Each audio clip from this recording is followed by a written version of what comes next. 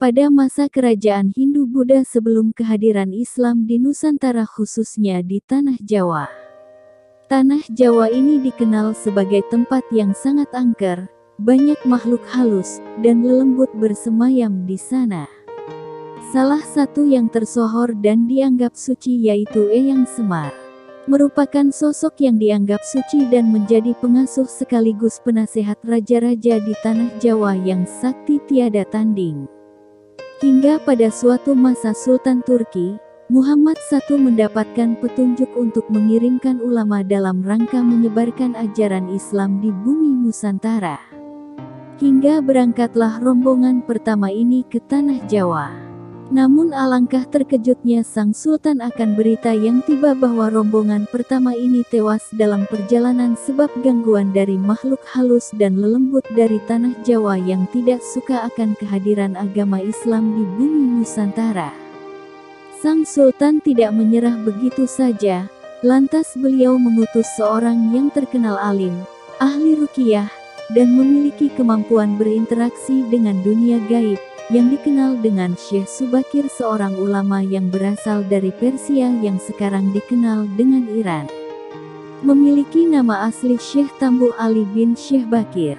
Atas perintah sang Sultan, Syekh Subakir langsung berlayar ke Pulau Jawa guna membersihkan pulau ini dari gangguan makhluk halus, sekaligus menyebarkan agama Islam.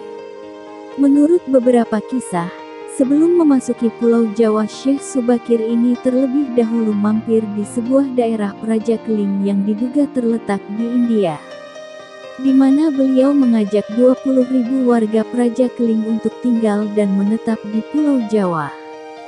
Sesampainya di Tanah Jawa, Syekh Subakir langsung menuju ke Gunung Tidar, Magelang, Jawa Tengah yang diyakini sebagai titik pusat Pulau Jawa.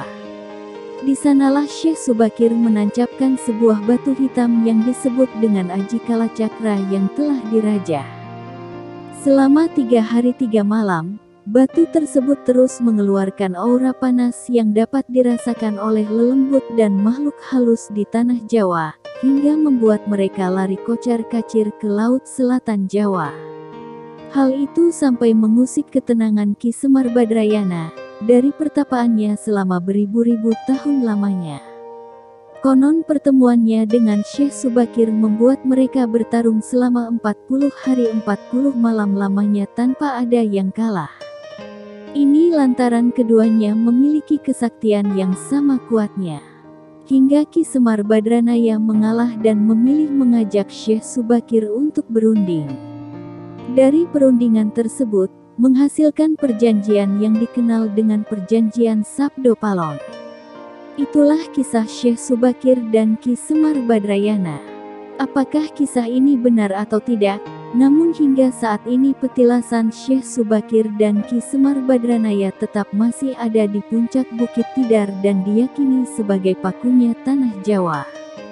Bahkan, beberapa orang dengan kemampuan gaibnya dapat melihat adanya pusaka yang diyakini milik Syekh Subakir. Wallahu a'lam.